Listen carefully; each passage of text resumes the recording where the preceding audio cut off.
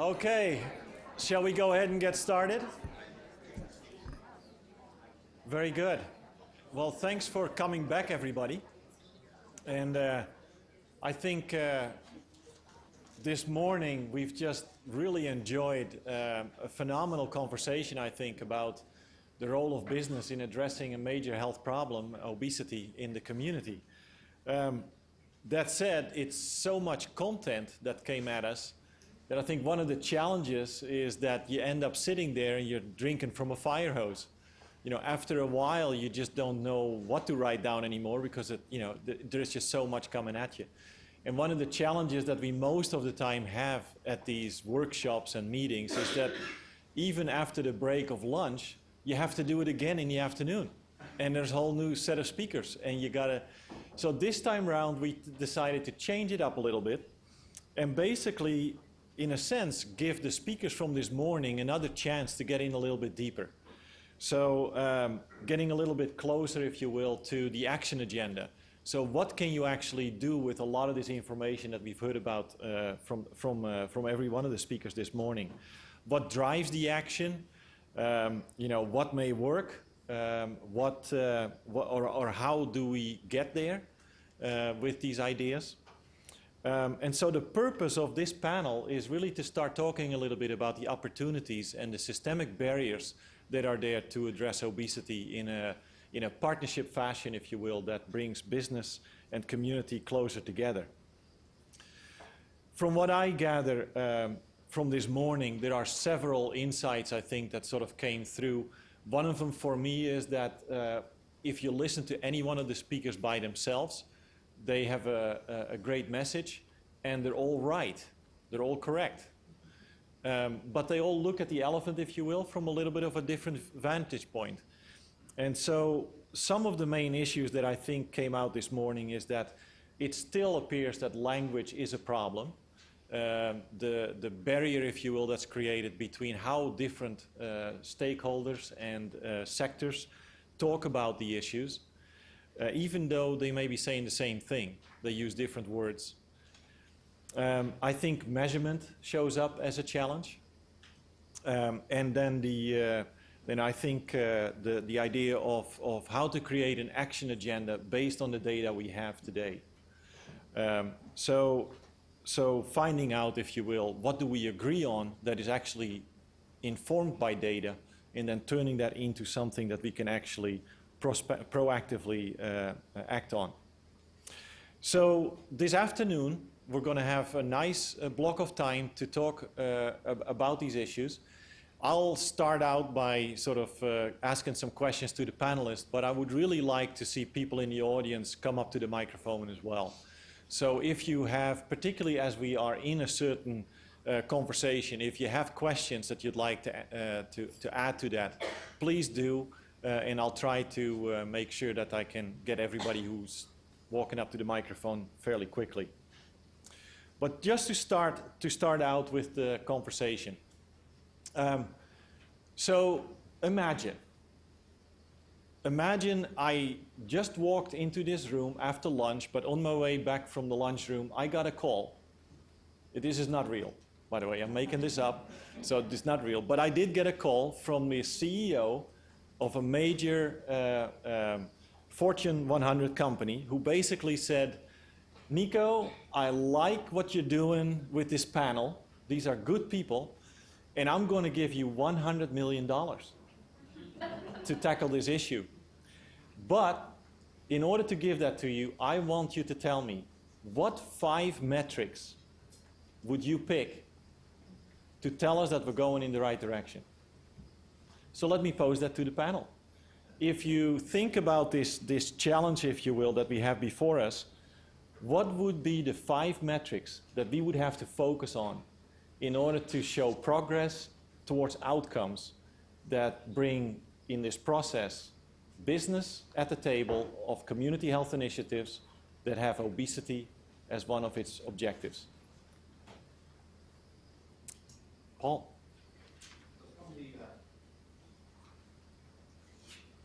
From the discussions that we've had with the businesses in Cleveland, it's become apparent that they need to have some skin in the game. What's in it for them?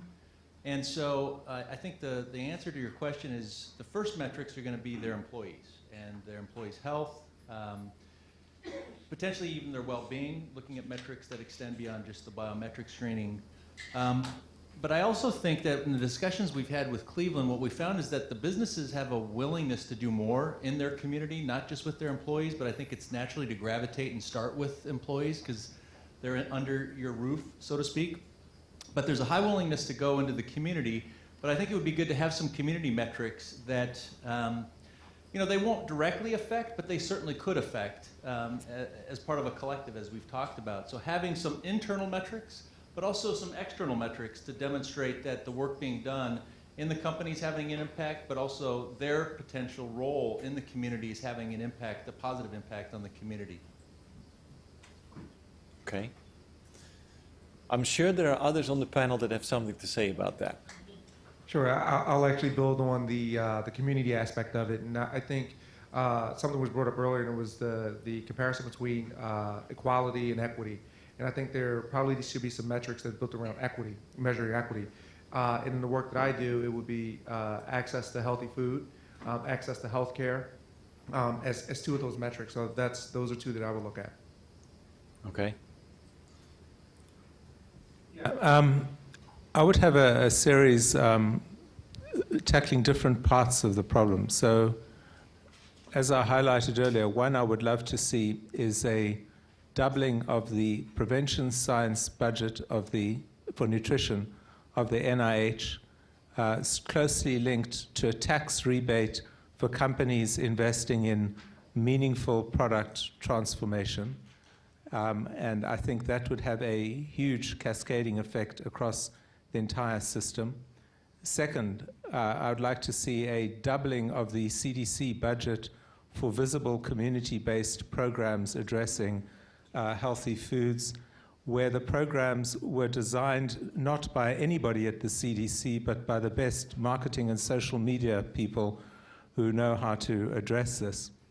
Thirdly, I'd like to start seeing the companies start seriously addressing both physical activity and diet. And I'm going to end there with adding one caveat, because I think one of the things in the previous discussion we didn't highlight enough is the value of physical activity cannot be seen in the obesity debate purely in terms of its contribution to calorie reduction by increasing activity.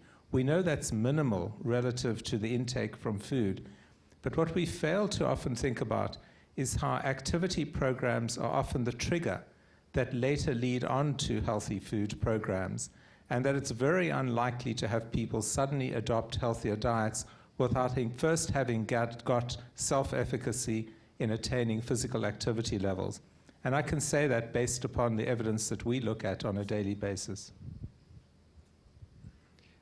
So at the collaborative, we created an anchor dashboard that kind of creates 12 areas, so not 5, and I'm not going to go through all 12, but that really focuses on running the gamut from economic development to community health to crime and prevention, but really not to necessarily say an institution should be involved in all of these, but to understand the community indicators in these different areas, and then to simply ask themselves, are we playing our part in each of these areas? And so it tracks everything from hiring to investment to purchasing to whether, investment in helping to eliminate food deserts, et cetera. But I think one thing, after engaging with several institutions on this dashboard who have agreed to track their investments in these different areas, one thing that I think is a particularly important metric is what we call anchor institution engagement. And it's really to capture what is the internal shifts that have occurred in an organization to begin to actually create a process for doing these things organically and not needing to always have leadership command someone to do them, but that they're part of people's day jobs in going forward with this work. So I think that's an important piece of the sustainability of this work over the long term. So Nico, I think the responses really provide a great answer to your CEO, and I would ask that person for one other thing though, and that's an additional fund that would allow us to actually collect actionable data at a local level so that we can effectively evaluate these metrics. So creating metrics is wonderful, but the inability to capture data at a granular enough level makes it incredibly difficult to then evaluate the effectiveness of whatever set of metrics you put out there. So Yeah. having metrics is wonderful. We all need those, but there needs to be a recognition that we have to fund relevant, actionable data. I think that will be part of the 100 million. Well, I'd love to see a little more than a. Do you mind if I jump in before? Alex. The one metric that I think I would recommend and would push for inclusion is a metric that tracks and really keeps collects the progress that's made at the organizational institutional level. So looking at policy change, both small p and big P, in terms of its impact in creating the infrastructure needed to create this type of systemic long-term behavior change, both organizationally, institutionally, and then filtering that back down to the individual level. So that's the metric that I would push for. Okay. Okay, several things. First off, when you're evaluating things and starting a program or policy or talking about policy design development, make sure you're including researchers from the very beginning, not the end, so that they can tell you if you need a control group or whatever process or methodology you want to use. Make sure they're involved in the beginning so that you can measure it. Second thing, earlier we talked about collective impact. So the whole idea is, for example, if you use the logic model, saying what are the inputs, what are the outputs, what are the short-term outcomes, long-term outcomes, and then impact. So if you're having a community collaborative, there needs to be some kind of a collective agreement about taking this approach so everybody understands and agree upon what are the inputs, what are the short-term, what are the outputs, meaning, for example, it could be an event. And then the short-term outcome could be more people are aware of how to eat healthy. And the longer term could be people are actually eating healthier. And then the long-term impact could be people are getting healthier. So there has to be common agreement and understanding of which data points do you want to even look at. Also, talking about equity and equality.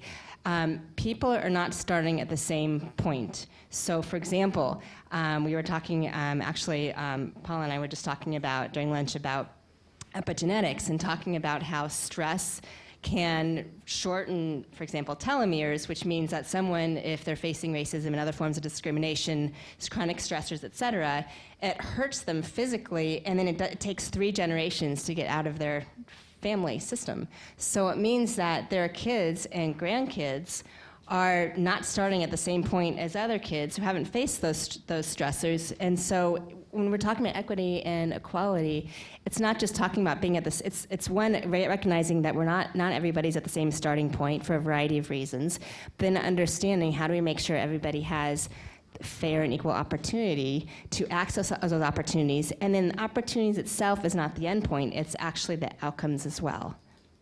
Last but not least, I do want to bring up one other set, a scorecard, if you haven't heard of it yet, CFED.org.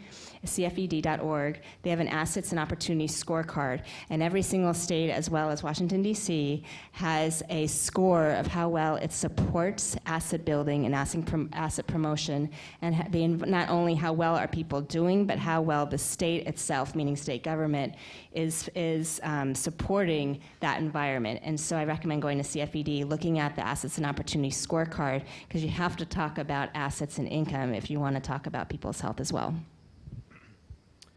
Were you going to have another question? No, I'm just kidding. I did. No. I'm just going to add two quick things. Agree with what's been said here. From our perspective in Nashville, the metrics would be, two key metrics would be, number one, to take what data we have from the FTI study that says here are our chronic issues and here are the assets that we have to deploy about them, and we would measure the alignment of those deployed assets against the issues, and then measure the actual outcomes of improvement on those chronic issues where we're most deficient. I mean, it's a prioritized list, right? It's not, we're not happy about any of those chronic classifications. And then the second category of metrics would really be aimed at the businesses. I am the chamber guy, so we're looking to have those employers leverage their influence with their employees and their employees' families. So we'd really be looking at things like presenteeism, absenteeism, measuring claims. And one of the great things about the FTI study is that it does actually get granular with the community. We just have to get granular with the businesses. Okay. So, great viewpoints there. I think one of the, particularly what Elizabeth was saying, sort of this idea that in order to really sort of facilitate this shift, it does almost ask for a societal mind shift, if you will, in a different direction. So Thomas Kuhn, the great philosopher of science, tells us that if you want a revolution, you need two ingredients. You have two requirements. One would be that you need first agreement that things are bad, and the other one is that you actually need to have a replacement paradigm. So if we agree that obesity is not a good thing and it has lots of negative impacts on business, on community, and for individuals. So what would you say would be the most appropriate alternative paradigm to facilitate such a mind shift across our society to actually see this happen?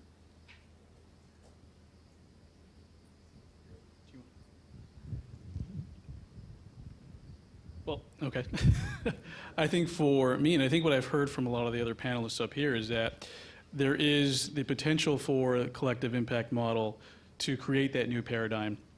And I say that knowing that collective impact is messy, and it is difficult to do, and it's difficult to do appropriately and to do it correctly, and that there isn't actually one specific model that will work with every context and with every community. So it's a tool and it's a model, approach, and structure that does require tailoring on behalf of whichever organizations are embarking upon a collective impact journey. But I think, and Elizabeth, I don't know if I'm paraphrasing for you, but I know that you have spoken about collective impact both here and in other presentations that I've heard. And I certainly think that from the Clinton Foundation's point of view, we have found it to be effective and impactful at the community level. And I think that is something that in the broader context of chronic disease prevention and treatment, we've seen to be successful in that we can't isolate one individual, one organization, or one specific subset of the chronic disease issue, that it needs to be this comprehensive, holistic approach that involves this broad spectrum of stakeholders and engages them in a meaningful way in which those that are affected by these either unequal outcomes or poor health outcomes are driving the process. And that there are organizations that help support, facilitate, and convene those that are affected by this, but it's really driven by the consumer, the end user, the constituent, those that are most affected by the poor health outcomes. So that's kind of one model that I think I'll put out there. And yeah. I would recommend two things. One, health in all policies and equity in all policies. Understand the impact on health and impact on equity of all policies. You know, Nico, go back to your first question. I would ask the CEO, in addition to your money, you know, what else are you willing to give? And really what it comes down to is leadership. Are you committed to this cause? And are you willing to be a leader that's going to enact the change? Because I think what you're talking about, this revolution needs a spark. And from what we've seen, it takes leaders to make it happen. And it's not just one individual, but it's a collection of leaders that are willing to take a leap of faith. They might not have all the metrics that demonstrate that this is going to be beneficial to them personally or their business or their organization, but they have to have a willingness to say, something's got to change. And are we willing to be that catalytic effect and bring the leadership and not just the money? Yeah.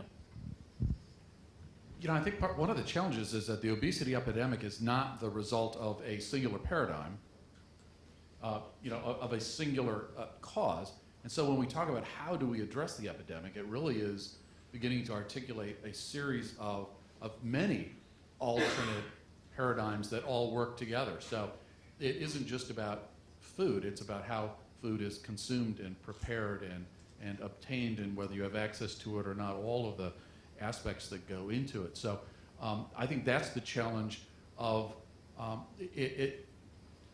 I think the challenge of getting people to rush the barricades in the revolution is that you don't have one big flag necessarily that's calling everyone together I just saw Les Mis, in case anybody wondering where that analogy came from.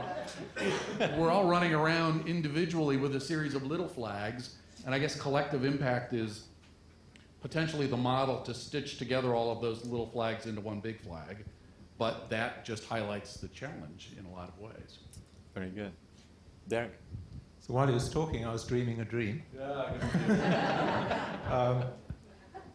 I think, you you mentioned, Nico, that we've got to start off by, we agree that that we have a problem. The question is whether we have agreed on the right definition of the problem. So is the problem obesity, or is the problem that we do not have optimal nutrition in a sustainable food system for all? And I think the difference is quite big.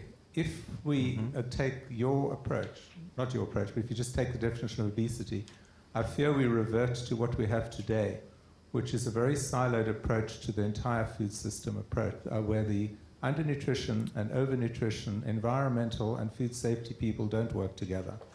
If we take the alternative view, which is particularly coming out of the Sustainable Development Agenda, the work of the UK Foresight teams, not on obesity, but on the future of food and farming, on a lot of work that the Wellcome Trust and Chicago Council have been pushing out over the last few years, I think we'd say the problem is that the planet will not be able to feed itself sustainably in the next 50 to 100 years unless we simultaneously tackle the overconsumption of some using certain crops, and the failure to do that will mean that there will be mass starvation in some parts of the world, and if we don't look at the type of food we're eating, we will be running into major crises related to both water and climate change.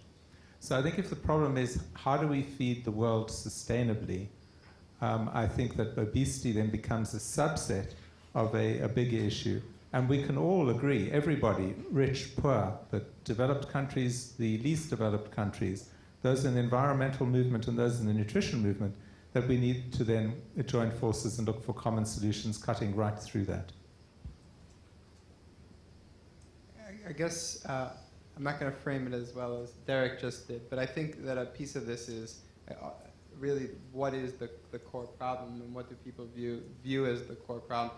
Even I think within the group of speakers here today and how the framing of the question has been done, it's not necessarily that obesity is the issue that businesses care about. It might be that they care about absenteeism or productivity or some of those other elements, and that obesity is a means by which to tackle that particular issue.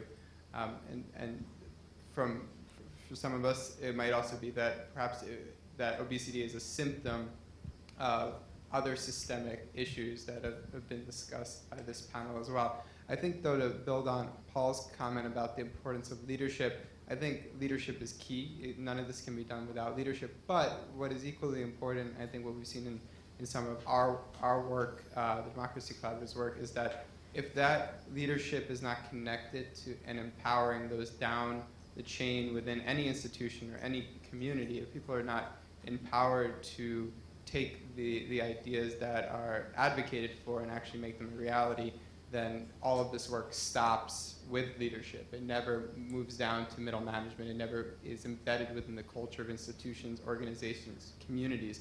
And I think that's the trick. And I think all the work we've heard here today is trying to embed a culture in its own way within a specific geography.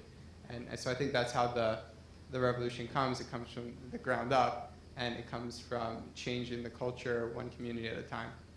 So non-executive leaders within a company may actually turn out to be strong leaders in the community. It seems to me that this topic resonates. Is there anybody in the audience that has more follow-up questions on this? Because otherwise what I'd like to do is sort of build on this by asking a little bit more about the issue of trust. Particularly as we think about the roles that business leaders may play in the community. So as the saying goes, trust takes years to build, seconds to break, and forever to repair. So if you're going to go out there as a business and go into the community and intentionally start working on community health initiatives in trying to play a leadership role in that. What do you think business should do, or what should the role of business be to really make sure that they build this level of trust for a long period of time in the community? I'll start the conversation by saying that I think it starts by being transparent and vulnerable. And you know, part of what I discussed in my presentation was an extension of that in the work that we're doing in Cleveland, and certainly telling people about the journey we're on from a nutrition, health, and wellness perspective with our product portfolio, because some people wonder why Nestle is involved in this. Well, we feel we have a role to play, and we want to talk about that and invite criticism, invite conversation around what we're doing so that we can change our product reality for the betterment of society. But then we talk about the employees and the connection to the communities, and we start the conversation by talking about what we're doing. And a big part of what we did in Cleveland specifically is we invited folks to talk to us and partner, because what we're doing is something, but what else could we be doing? And so the dialogue, the trust, really has to begin by being open and honest and ultimately transparent, but then also being willing to listen and change. And that's, I think, a little bit harder for a lot of companies, but that's the starting process from at least the companies that we've interacted with in Cleveland, is being willing to take that first step and be vulnerable and open to the criticisms. Yes, I see several hands go up. Ralph. Yeah, no, I've seen it, I think, on many sides. Having sat in the public sector and the private sector, the foundation sector and the academic sector, they all ask this question of trust. And usually it's about somebody else and not about themselves. And I say this because to actually have partnerships, you need to have trustworthy groups on both sides. I gave you deliberately and not provocatively, because it's in black and white, the quote of Margaret Chan, not to say that WHO doesn't trust the private sector, but to say that that is a common view expressed by many governments, many NGOs, and leads to a reaction that you can expect from the private sector. So that is the reality we face today, and it's based on long-standing history of actual experiences and of imagined experiences.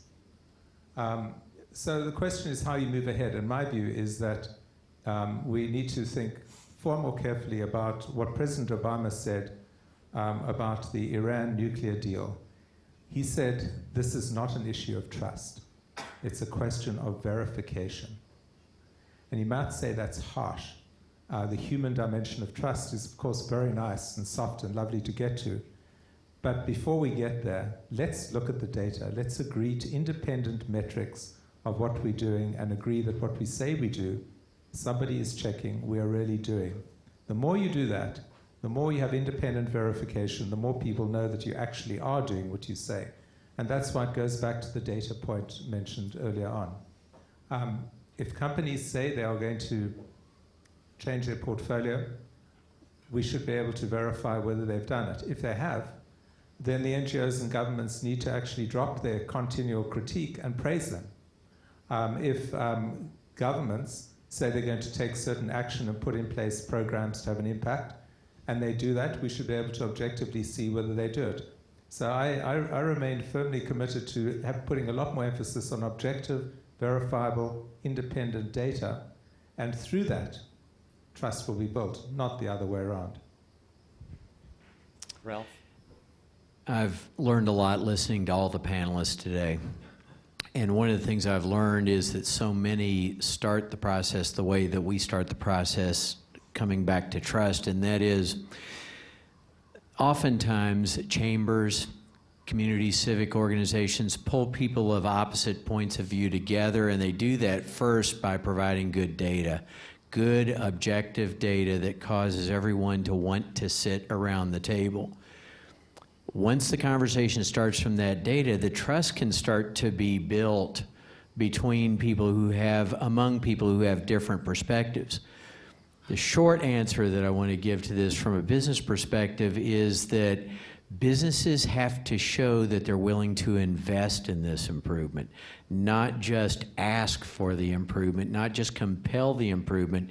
They've got to demonstrate that they're willing to invest, let's say, their savings or their higher productivity levels back in the well-being of those employees and the community. Seriously, when they're willing to invest their leadership, invest their money, the opportunity for trust gets created.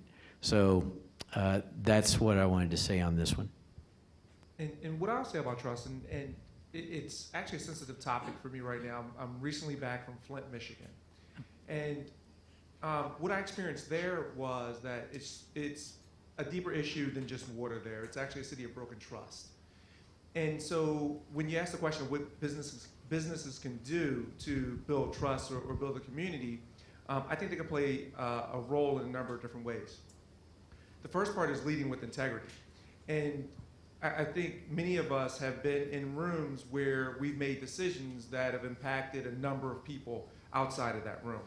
And I think the first part is leaders within business need to make sure that they are considering the impacts of their decisions outside of that room and outside of that group in which they're making the decision. So I think that's very important. Additionally, what I'll say about building trust is making sure that they're getting feedback from the communities in which they serve. And you know, it's a quote out there, and it says, "No one cares how much you know until they know how much you care." And that goes a long way in building trust within the community. And leaders need to really be out there, be hands-on, hold town halls, get feedback, and then when they get that feedback, show that they've heard them, and then try to apply it. I think that was really well said. Just two ideas I would quickly add to that is I think the issues of alignment and relationships are incredibly important around trust. It's so easy to wipe away all of the good an organization does with one bad decision that's viewed negatively, and that's what's remembered by other stakeholders or the community.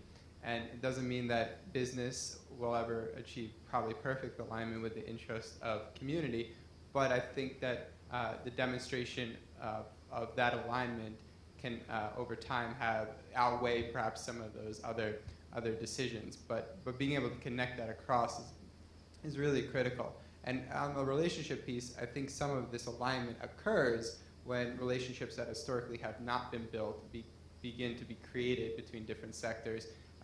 It becomes a lot harder to demonize another group or organization when you actually have a real relationship. But two, it begins to create that empathy and understanding of the problems in certain communities that I think currently, even though we talk about them here today, might not be known by other large organizations within the same community. Very good. David. So thank you. I was actually motivated to come up here because I was intrigued by the question of what's the problem. Because I think that's actually pretty important, especially if you're talking to like a local business person. Like, what's the problem, right? I mean, and then it was interesting because the conversation went to trust and data. I get the sense, you know, that we are being talked to by folks who are pretty enlightened and pretty progressive within the larger business community. But my sense is that probably you're at the tail end of a broader curve, and that there's a lot of other communities beyond Nashville and beyond Cleveland where the conversation might be a little more difficult. Is the data enough to drive trust? You know, in other words, you know, is it enough to say you have terrific return on investment by investing in these kinds of things that prevent and reduce obesity? Is that enough? I guess. Let's start with Derek over here on this end. Yeah, it's a great question. I think it's a segue into something maybe a little deeper that I think also comes up all the time. Part of the problem you have often in the trust-distrust world, on the NGO side, they will say that the sole purpose of a business is to maximize short-term returns and create profits, and that automatically means you're going to both cut corners and you're not going to do what's in the long-term interest of anybody. Anything else you say you're doing, we don't believe. And on the other side, there are many in less enlightened business who agree with that. So what is the truth, if there's such a thing as truth? And I think we need to really make sure we're all on the same page about this. Lynn Stout, the Professor Emeritus of Law at Cornell, a few years ago wrote a little book called The Shareholder Myth. And it's really worth a very careful read, because she basically says that so many in business and in the NGO world have continued to believe that Milton Friedman was right when he said that the sole purpose of business was to maximize shareholder return in a very famous New York Times piece in 1970. And it gets quoted back to you both by companies justifying short-term action and NGOs justifying the fact you can't trust business. And so she looked at, first of all, what does case law tell you in the US? What does the law of this land tell you about companies who act in the long-term interest going against short-term shareholder interest? And the first case, I'm not going to go too long thing, but the first case is interesting, was when the Dodge brothers sued Ford when he raised the wages of Ford workers on the grounds that was money out of their pockets. And as shareholders, they were entitled to the money. He wasn't entitled to put it into what he saw as a long-term investment, improving the productivity and the employee status of the workforce. Well, the court ruled in favor of Ford, as did the court rule on virtually every single case where this has come up over the last century. And I mention that because when I joined PepsiCo, our CEO at the time, Indra, asked her general counsel to let her know what is the legal responsibility of a good company, not what is the moral and ethical responsibility. She knew what that was. And he dug out exactly the same case law, saying that if she judges that it's good to invest in the long-term R&D, in the community structures that we heard Neste outline, investing in products that may be decades out in the future, and it was in the judgment of the company good, that would be supported. And the reason it would be supported is very simple. Certainly in this country, when a license is given to a company to operate, it's given in perpetuity. And a good CEO and governance structure requires that you manage it in perpetuity, which means thinking about your employee base, thinking about the consumer's health, thinking about the sustainability of the endeavor. And the last point I'd say is that this legal argument has now been complemented by the economic argument. What is the basis of Michael Porter's shared value, which I thought I'd hear by now? But we know that Michael Porter and Eccles at Harvard and others have provided the economic base for showing the companies who tend to invest in what is right for the long term, environmental sustainability, social improvement, diversity in the workplace, good governance, tend to show the best long-term returns over decades. Again, showing that both the legal and economic case is in favor of that. This argument is really critical to persuade, to go back to the question, to persuade the doubters in those parts of business who don't yet maybe understand this, and to persuade NGOs that this has not been done because it's nice to do by companies, but because it's imperative to their long-term survival.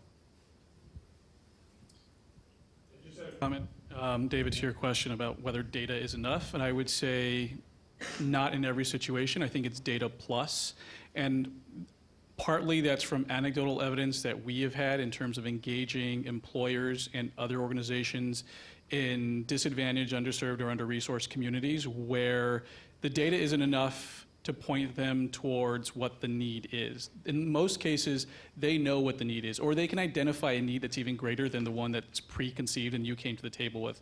So to your point, Paul, about coming and being vulnerable, I think it's being vulnerable, but it's also being completely open that what you think is the need is actually not the need. That is either priority or is something that they want to address through their effort or collaboration or partnership.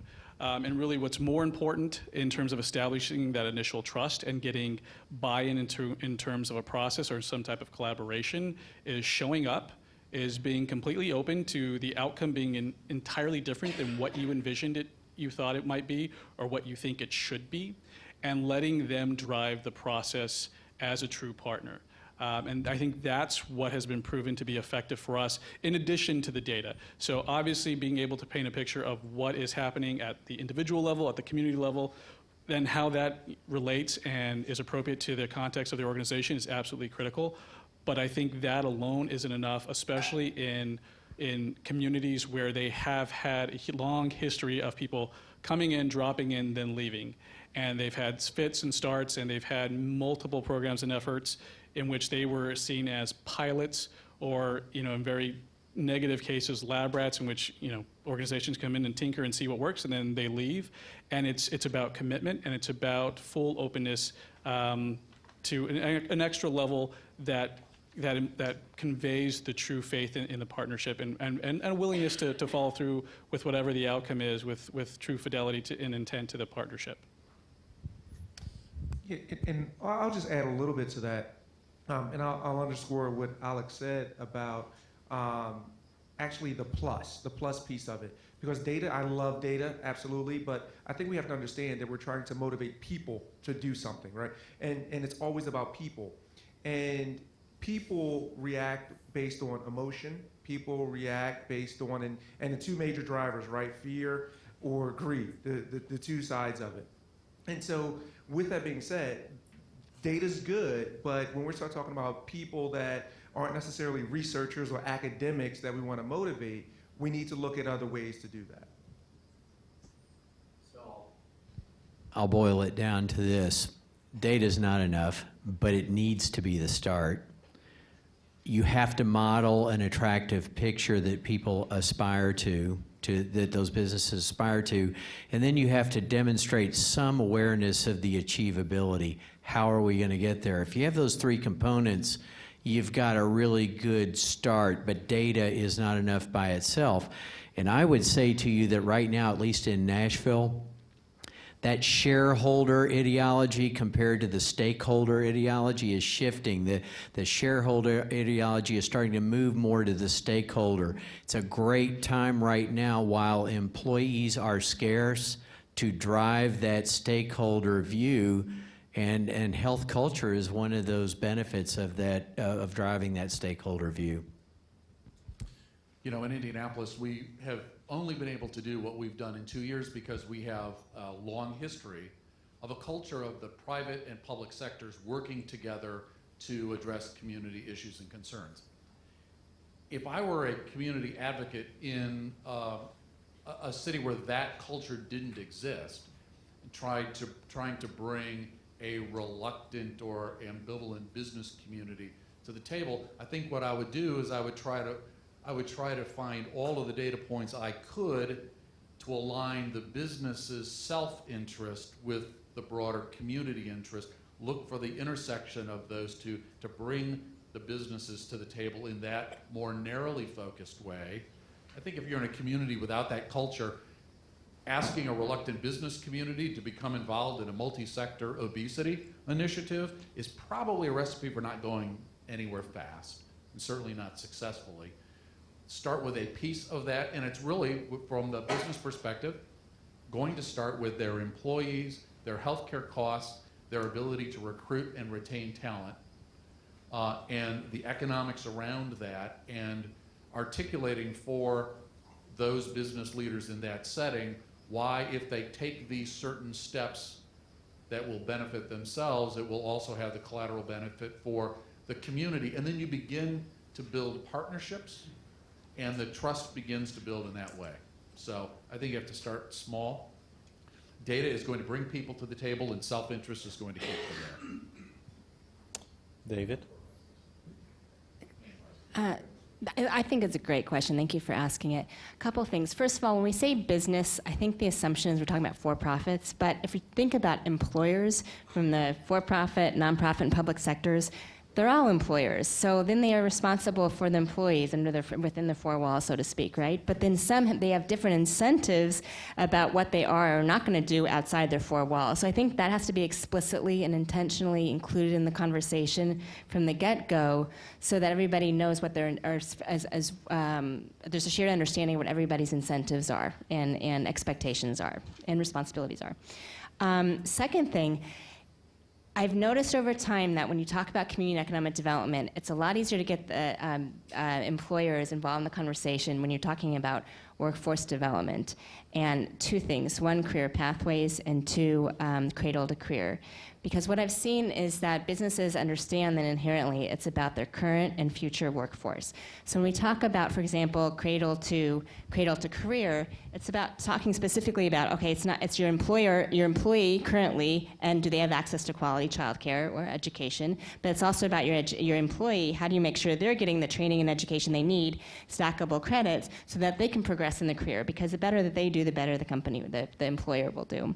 Second of all, is anybody here familiar with Ready Nation? Show of hands. Okay, so a couple of people are. So if you go to readynation.org, basically it's a national effort to educate business leaders on how to influence, advocate, and lobby public officials to invest more in access to quality pre-K education. And so what I've seen is that, especially being in the Bible Belt, what I've seen is that there you see a full spectrum of supporters or naysayers about the importance of everybody having access to quality pre-K. And so what I've seen is that the business leaders that may be, let's say, on the far left end of that spectrum, they're bringing along the people that are not as far, quote unquote, left. Nonetheless, the more businesses that are involved in this, the more you're likely to attract other businesses who maybe weren't at first interested in being involved.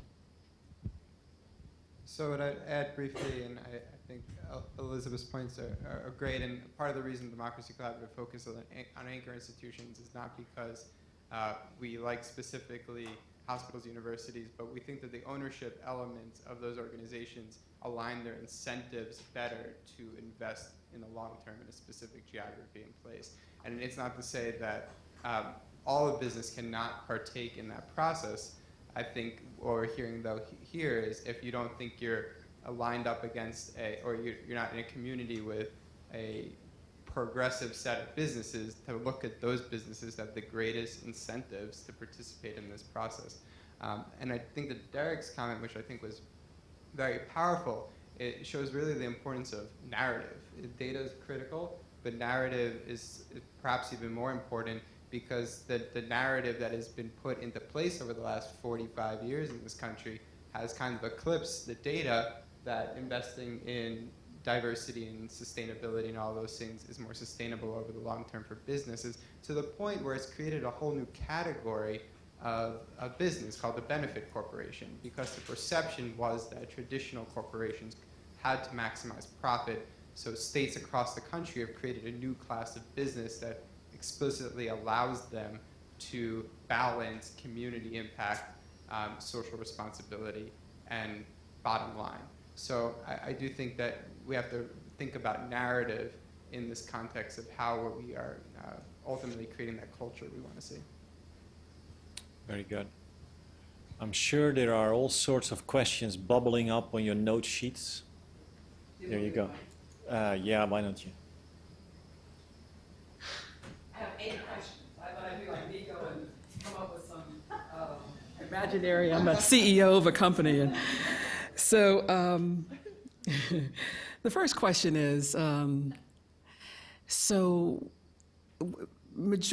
trying to get majority of the people in this country insured. So whether you are Medicaid, the Affordable Care Act, you came through the exchange, you're commercially insured, you're Medicare. The goal is to get as many people enrolled, or your kids are in CHIP or whatever, enrolled in insurance. Along with that insurance comes preventive care. And some aspects of that preventive care also include prevention, whether you're going to the gym. Sometimes there are companies that offer, fresh vegetables and you get a discount for this and that. As we think about that new paradigm and what it means for us to address this idea of obesity, if that's, to David's point, what problem are we trying to solve? If that's what we're trying to solve, what's happening in our communities and the communities that you're working in? Are you tying that into all this collaborative work you're doing with other key stakeholders in the community to try to figure out, are there resources? Here are the resources that are here. Here's what we have over here, and here's the gap. And then here are the gaps related to accessibility to these resources in the community. I think that's kind of like one question for me. And the other one is recognizing that everything ebbs and flows. So obesity's high 1 year, it's down 2 years, might come back up again for another 5 years. Right now in Pennsylvania, opioids is this big issue. You can't have a conversation without talking about opioids, and obesity goes by the wayside.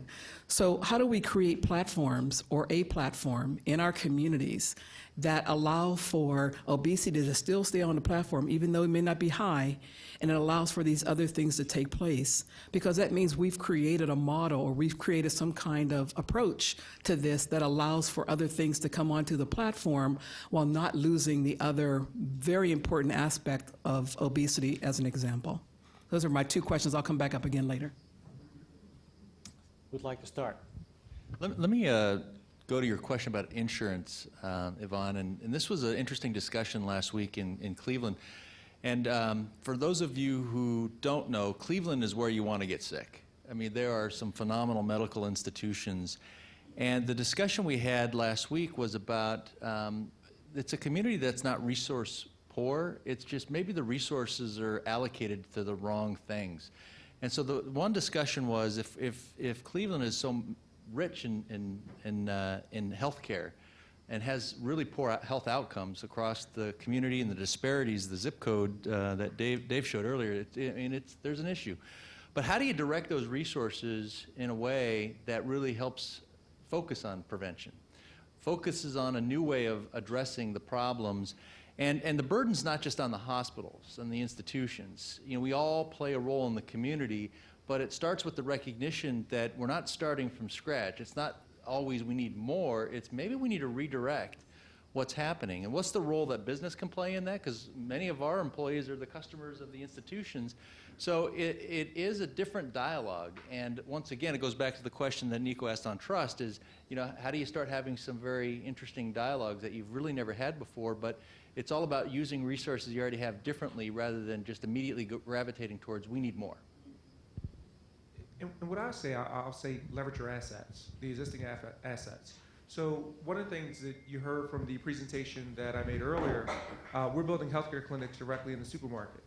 And so when you put it into an environment where it's appropriate, so you build it within an appropriate environment, you have that sustainability of addressing that issue. Where you build a healthcare clinic, you put wraparound services alongside it, which include a dietitian or a nutritionist. You put a community health navigator in there or a benefits specialist in there. So what ultimately happens is that not only are you creating access to the healthcare through the health clinic, which you would do urgent plus, I like the plus that Alex used earlier, where it's not just addressing the issues when you're sick, but can we do some preventative care right there in the supermarket while you're there? A dietitian is actually going to give store tours and do education, one-on-ones, and really dig in deep with individuals and then at groups, so you do classes. So that's part of it. But it's also leveraging not only that asset, but leveraging schools.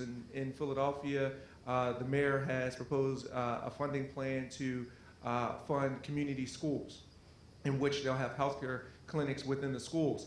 And it's not reinventing the wheel. You don't have to necessarily go out and find private providers to do this. There are federally qualified health centers that are mandated or chartered to do this type of work. So it's finding the appropriate partners, putting them in the appropriate environment, and then giving them the systems and the support to make it sustainable.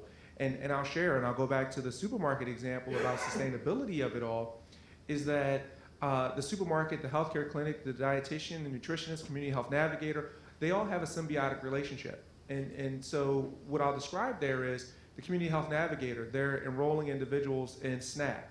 Well, SNAP goes to buy healthy food. Well, healthy food is present in the supermarket. So the supermarket sells more healthy food, which increases revenue. So the operator wants them there. So now you create this sustainable environment which help to perpetuate the programs that we want to run. There's something else I'd like to add.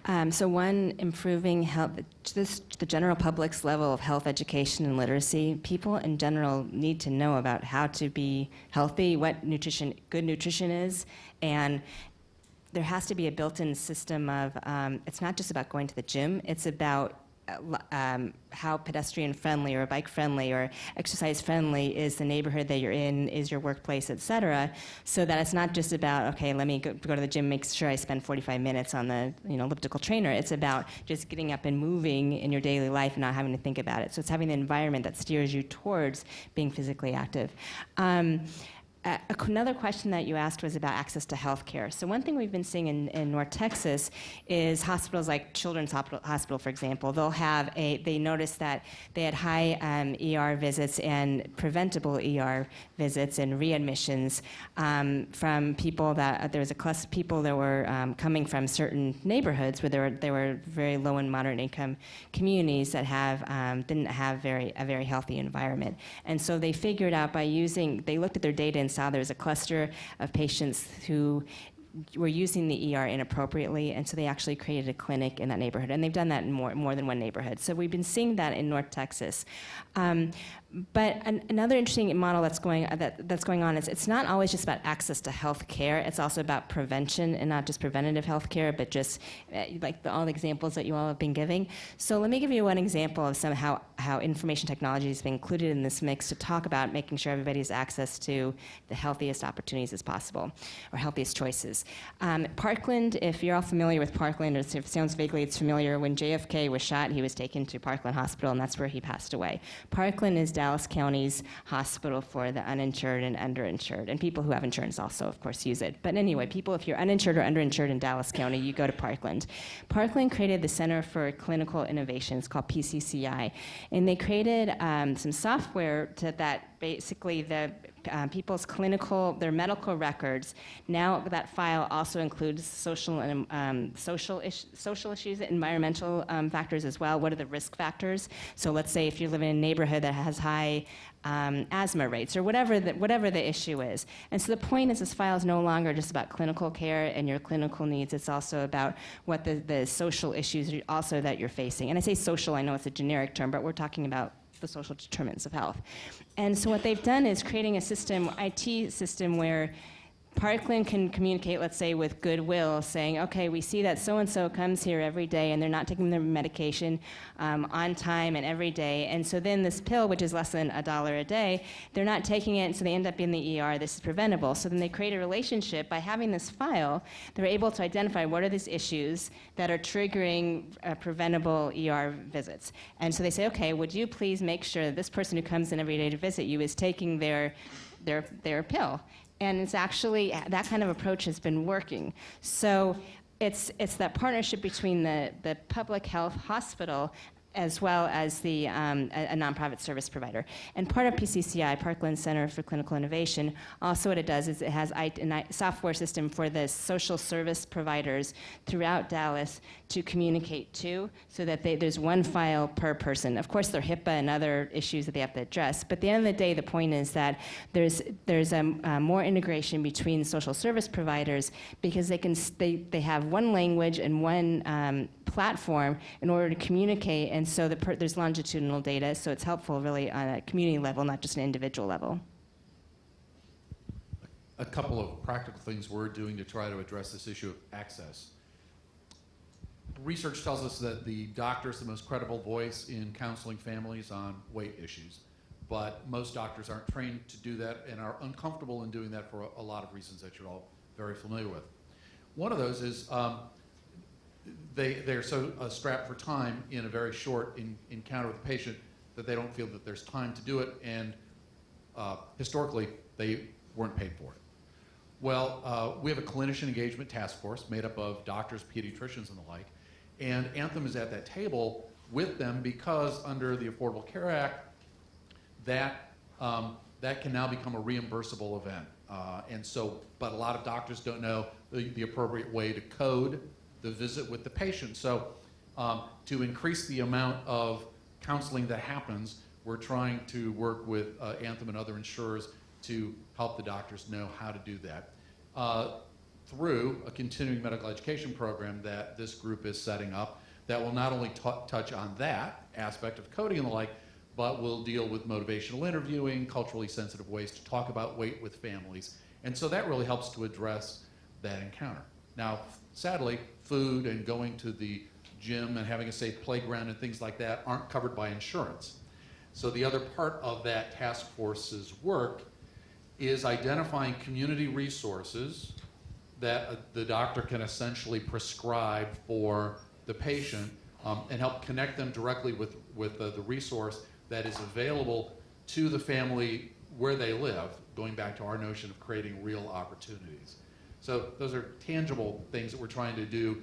A lot of you are doing work on a much higher, big P policy level, I know. And if I, Derek?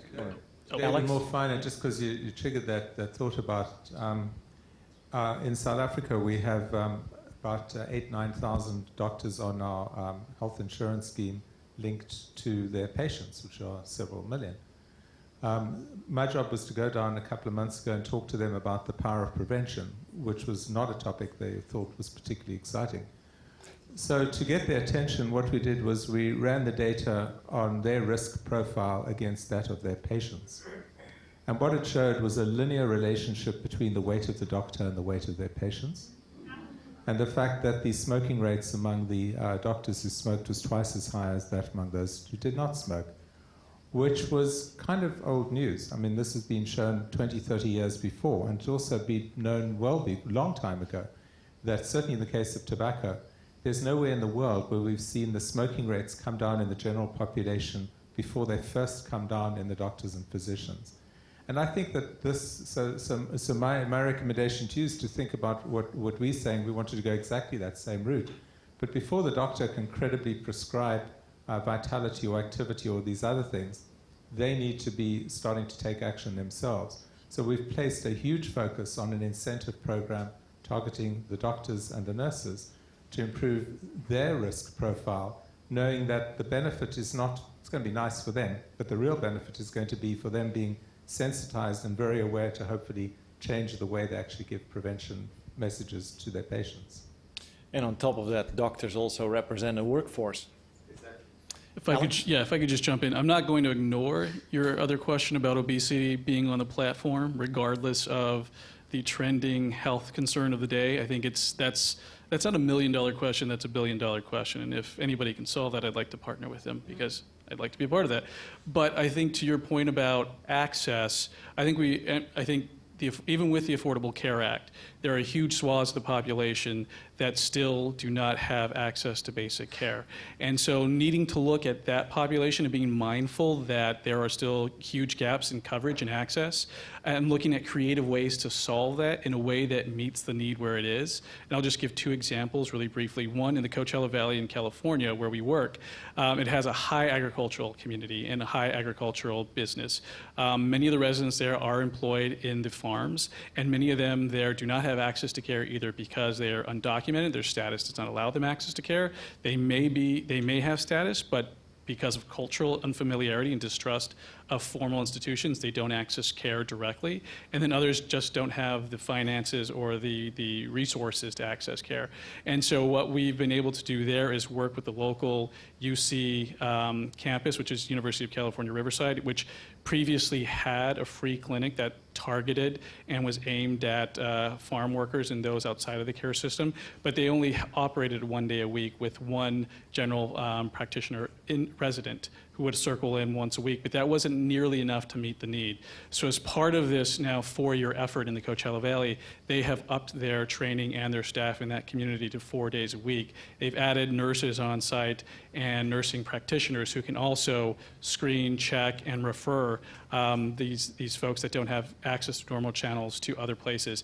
And then the other example that I want to give really quickly too is that in a lot of communities, folks in the medical and clinical professions aren't the best trusted source for a lot of people with health issues.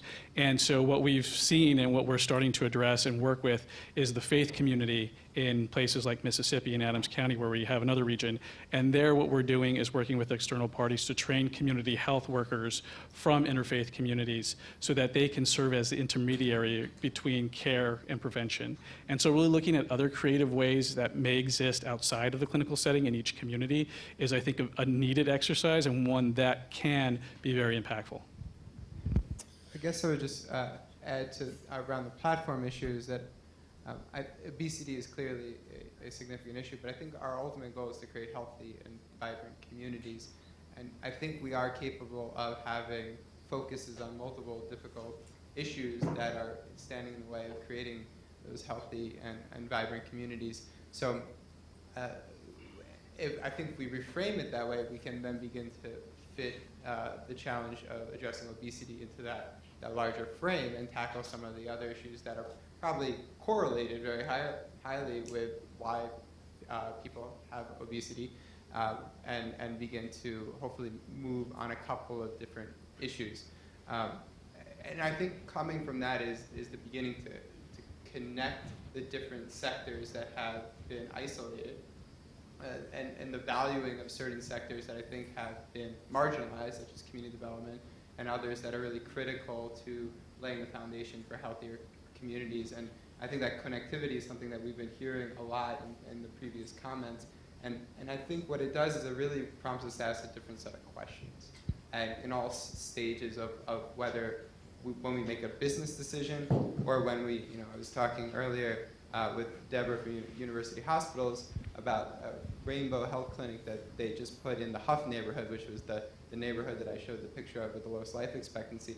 But a question was asked about accessibility, and they decided to put it right on a bus line. Being thoughtful about how are people actually going to use this resource that we're hopefully creating for the community, and thinking about those type of connectivity issues are, I think, new. And I mean, not for every community, but I think for a lot of communities, as we begin to connect health to community development, to transportation, to all the things that really form the foundation for a healthy community. So 15 seconds. That is one thing. So when we talk about innovation, we're partnering with United Healthcare, so an insurer, and they've introduced food prescriptions.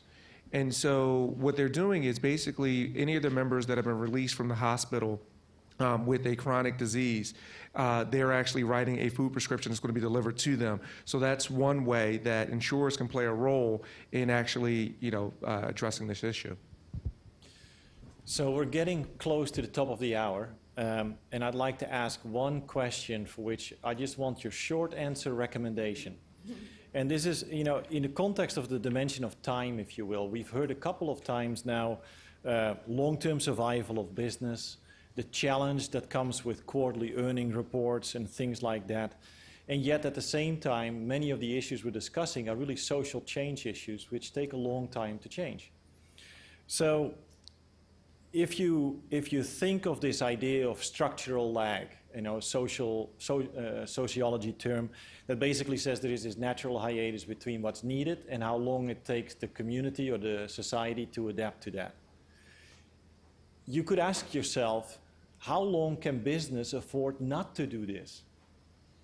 And yet business, for example, is organized in organizations like collaboratives and employer groups like the National Business Group on Health, the National Business Coalition on Health, the US Chambers, organizations like that.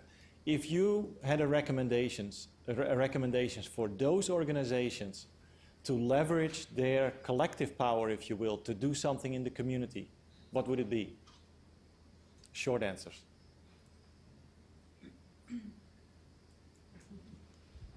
I'll go back to what I said is step up and lead.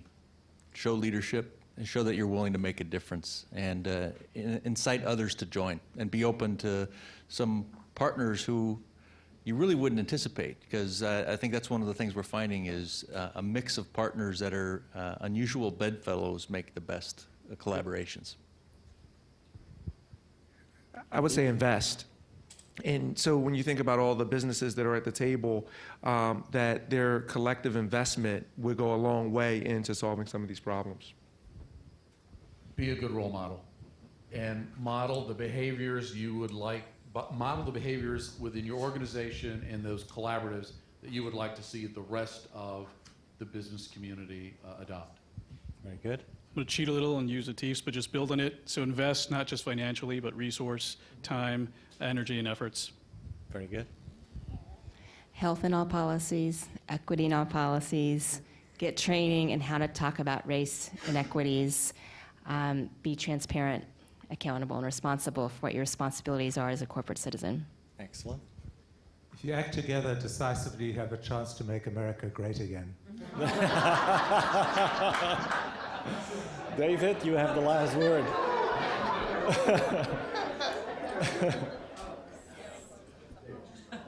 Just drop. I want to do that, but this is an April Fool's, and I don't have the button on Gmail right now to do that. But I would just say equity is a growth agenda, really, to embrace that we aren't, it's not every man or every community for themselves, but there's really opportunity for all of us to grow the pie collectively. Very good. Well, thank you very much to the panel. I think we've had a wonderful hour and a half. Thank you very much.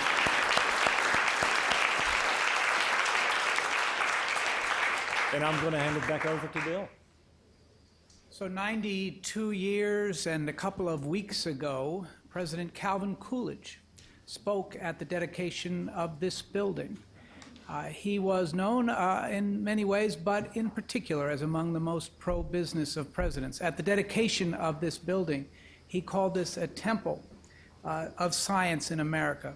But he said something else that's worth remembering today, perhaps. He said, "No person was ever honored for what he received. Honor has been the reward for what he gave."